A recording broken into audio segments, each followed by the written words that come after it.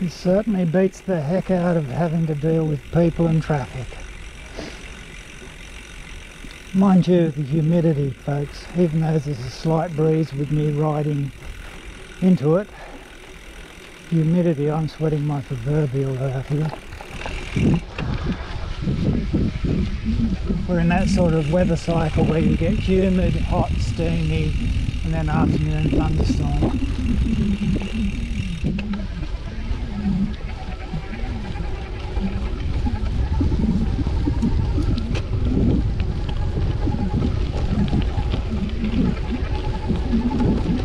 Yeah, I've been a bit somewhat casual. My average speed has only just popped up to 19. Whew. Mind you, I do remember the good old days before I had an e-bike. I'd do a 10-hour plus ride on the old mountain bike, and my moving average quite often would be 9 kilometers per hour, because more often than not I'd have to get off and walk the bike because of my injuries and the arthritis and all that.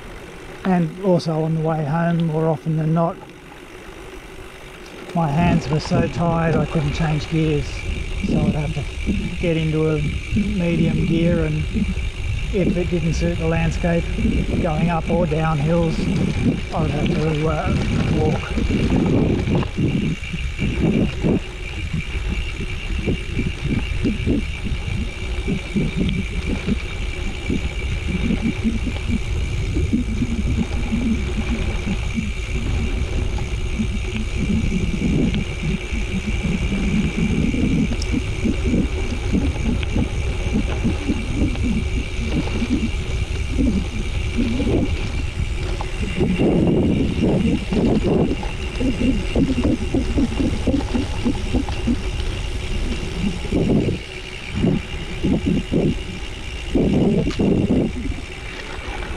I was tempted to go right, but for some reason intuition said go straight.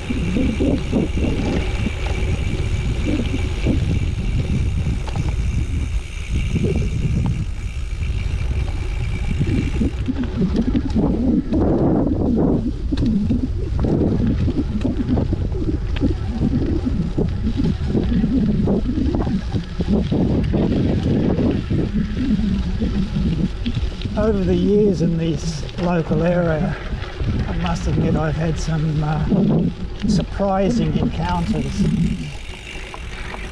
Oh, this does look pretty.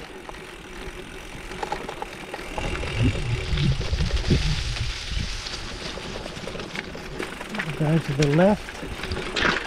Oh, oh, oh, that's deep. I have to stay on this or the motor goes under. I'm walking it through.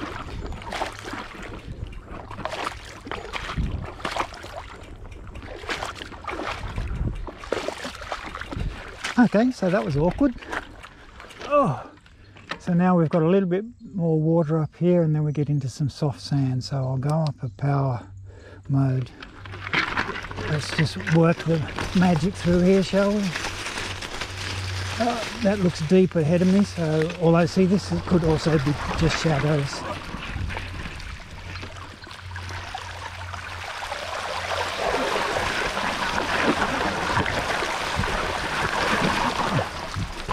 Yeah, feet were going underwater there. Oh, this is soft.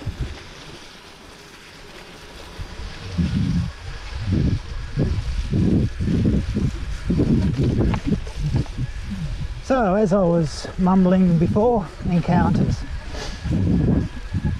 One of the craziest, has to be the craziest.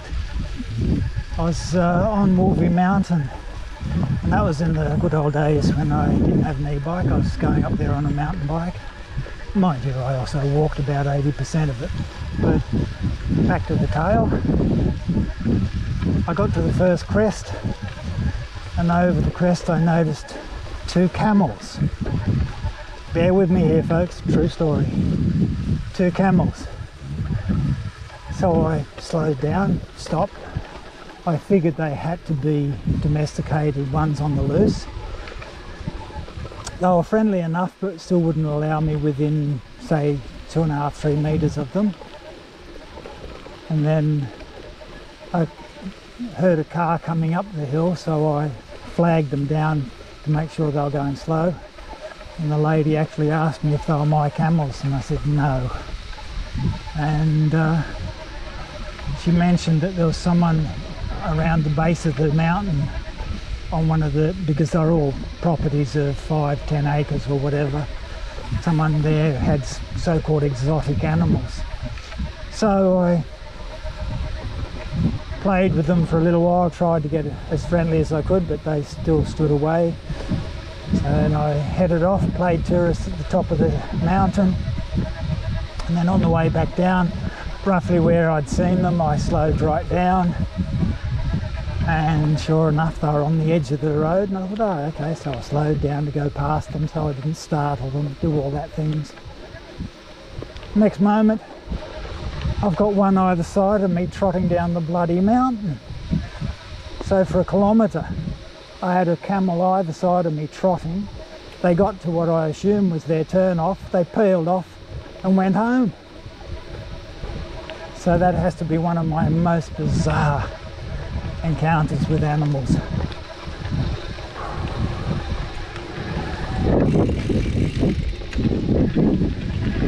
One of my most educational while I'm thinking of it. I saw a taipan snake in the middle of a wide, see how wide this road is, it was twice this width, perfect like highway conditions, out in the middle of the forestry. The snake was dead centre, perfect day. I stopped about 3 metres away thinking, oh yeah, it's not cornered, it won't react. Well, react, yes.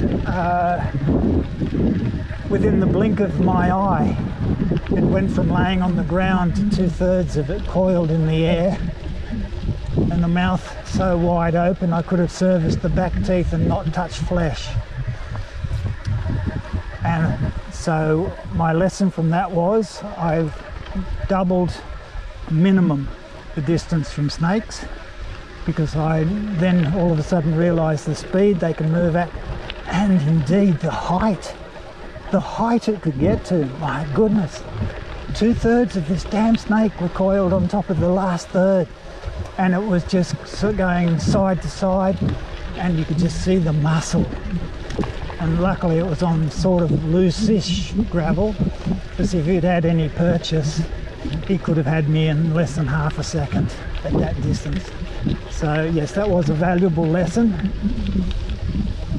And someone asked me if I took my camera out to record it, and I said, don't be bloody stupid, I was too busy. There we go folks, we have a roo there. I'm surprised it stayed there long enough for me to get the camera out. Oh, there we go, gone.